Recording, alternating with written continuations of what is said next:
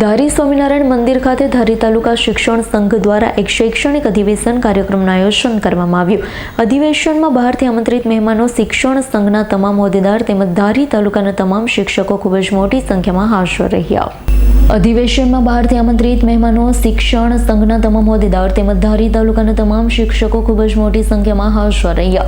કાર્યક્રમ અંતર્ગત શ્રેષ્ઠ શિક્ષકને એવોર્ડ પણ આપવામાં આવ્યા હતા. શિક્ષક સંઘ દ્વારા વિવિધ બાબતોની ચર્ચા વિચારણા કરવામાં આવી. આ પ્રસંગને અનુરૂપ સ્વામિનારાયણ મંદિરના કોઠારી સ્વામી દ્વારા વિશેષ પ્રવચન પણ આપવામાં આવ્યું. તાલુકા શિક્ષણ સંઘના અધિવેશનમાં બહારથી આવેલા આમંત્રિત મહેમાન તેમજ અધિવેશનમાં હાજર રહેલ તમામ શિક્ષકોની ભોજન વ્યવસ્થા પણ રાખવામાં આવી હતી. કાર્યક્રમને ખૂબ જ સફળતાપૂર્વક પૂર્ણ કરવામાં આવ્યો. આજરોજ ધારી તાલુકા પ્રાથમિક શિક્ષક સંઘ દ્વારા શૈક્ષણિક અધિવેશનનું આયોજન કરવામાં આવ્યું અને આ અધિવેશનમાં મોટી સંખ્યામાં શિક્ષકો ઉપસ્થિત રહ્યા.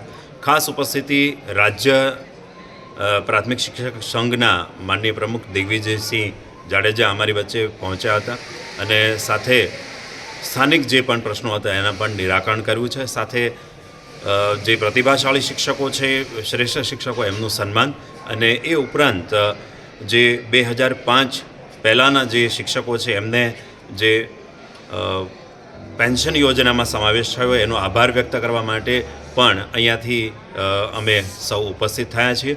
તો આ સુંદર મજાના કાર્યક્રમમાં એક તાજગીપૂર્ણ અને ઉત્સાહપૂર્ણ વાતાવરણ રહ્યું. ધન્યવાદ. કેટલા લોકો હાજર હતા?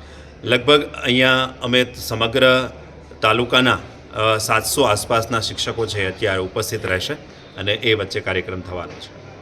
સંજય વાડાનો રિપોર્ટ, S9 ન્યૂઝ, ધારી. અમારી તમામ માહિતીથી અપડેટ રહેવા માટે જોડાયેલા રહો S9 ન્યૂઝ સાથે.